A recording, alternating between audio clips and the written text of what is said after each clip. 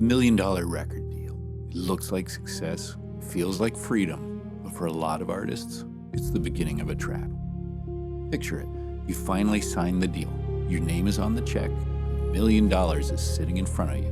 You think you've made it. So why do so many artists still end up broke after all the celebration? To understand the trap, you have to understand what the check really is. Labels present it like a gift, like you hit the lottery. But the moment you sign, that money stops looking like a prize and starts acting like debt. The label is advancing money against your future earnings. That means this is not income, it's a loan, and it gets paid back under terms that heavily favor the label. This is the mindset shift most artists miss. A label is not just a creative partner. Financially, it behaves like a bank, except with rules no bank could get away with. This is where the real mechanism kicks in. Recoupment. It sounds technical, but the meaning is simple. The label gets its money back first. Until the advance is fully repaid, your earnings go to them before they go to you. Here's what that looks like in practice. If a song earns $10, the label might take roughly 85% right away. That leaves about $1.50 for the artist. And even that does not get paid out. It gets applied to the debt. So your take-home pay is still zero. That's the brutal part of the math. The artist is trying to repay the entire advance plus expenses using only a tiny slice of the revenue. It is an uphill climb from day one, and that leads to the shocking number. If the artist is only repaying the advance through the small percentage, the music has to generate roughly $6.7 million just to get back to zero.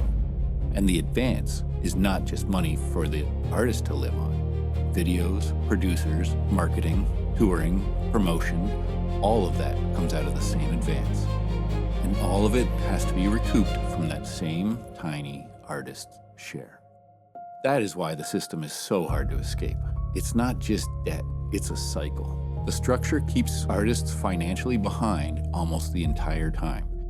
Even if an artist beats the odds and gets close to paying it off, the system resets. The label offers another advance for the next album, the artist needs the funding to keep moving, and the debt begins all over again. And money is only part of it.